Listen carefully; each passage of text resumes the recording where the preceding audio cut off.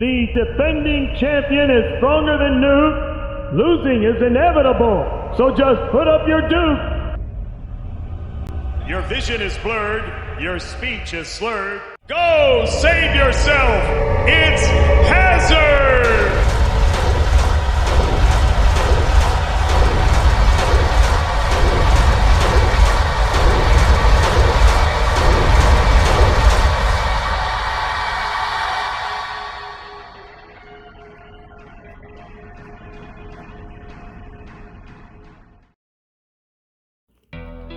One must wonder how many bots withdrew from the mere presence of the machine. A machine so dominant, so ruthless, and so destructive.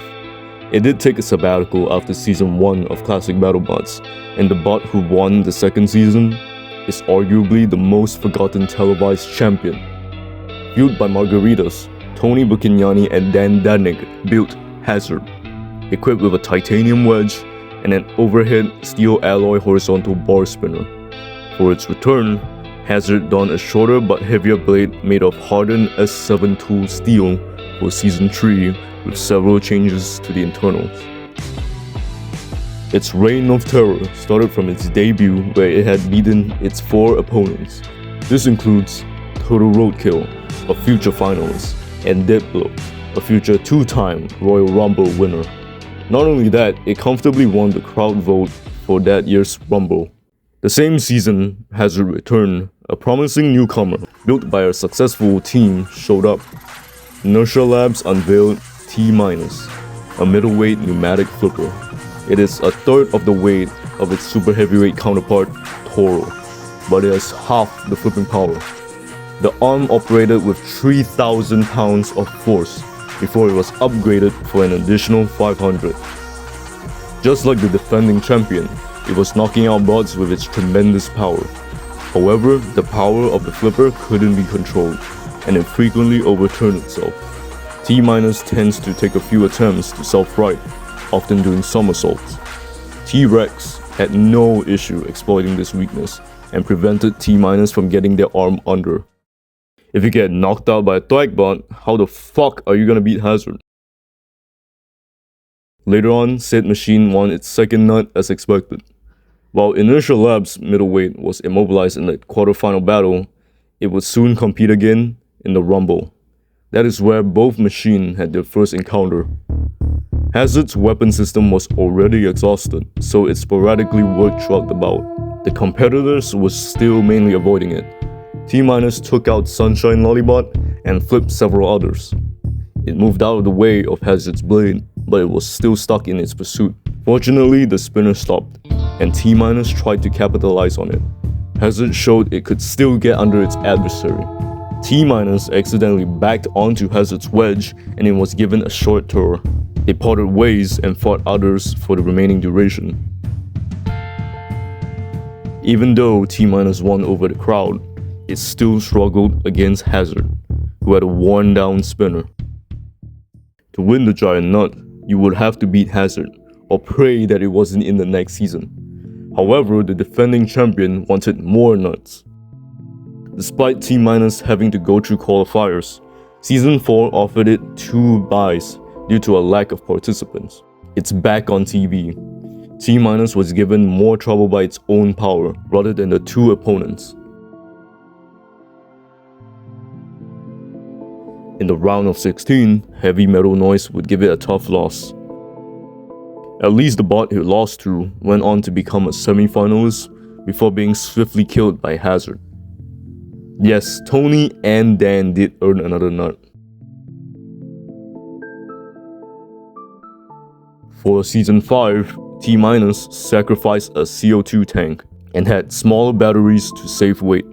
It finally implemented wheel guards. The top panel was swapped for the titanium ones. To be even safer against spinners, they gave the bot a front crumple zone. Hazard added even more side skirts.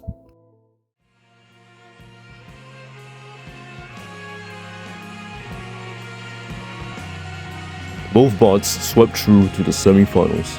It was the highly anticipated one-on-one between the two. Hazard was 17-0. What would be the game plan against Hazard? The conventional approach is focusing on using a durable wedge.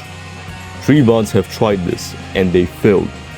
Total Roadkill did manage to stop the spinner, but could not get under the champion's wedge. That was still Hazard's first season. The other 2 bots were brutally beaten. Inertial Labs did look elsewhere for inspiration. When faced with a similar opponent, Dissector had an elongated jaw and a rear plow. It lifted up a skirt into Final Destiny's blade, and the rest is history. The underdog equipped a flipping arm extension with the goal of lifting one of Hazard's hinged skirts into its own blade. T- needed 1 good flip. Hazard only needed 1 good hit. The flipper failed to find an opening and narrowly avoided the spinner twice. It would have been over if T- overturned itself. However, the 3rd time truly is the charm. Under Hazard. Yeah, he gets under him there. Gets under him there. Look at that. One of the skirts of Hazard. It's blocked his blade. Without that blade, Hazard is not Hazard. And T-minus whips That him. could be it. No That's way. under the pound in the left hand. Amazing. Alexander Rose and Reason Bradley may have done it. May. They have done it. Unthinkable. Hazard. The king is dead. Hazard had the longest winning streak until Bite Force took it. Before that happened, the captain of Bite Force, Paul Ventimiglia, did also take inspiration from the overhead spinner. Based on it, he built Green Wave and Brutality. Both of these bots were successful, the latter of which reigned in the Dark Ages. Other Roboteers picked up on the design and experimented more with it, giving us Bloodsport and Ice Wave. Tony Bucchignani's design had longevity. However, the robotic feel will keep evolving and adapt to one another. The solution isn't always more armor. Their primes and success couldn't last forever. Hardly anything lasts forever. The dominance with the design didn't, neither did the streak.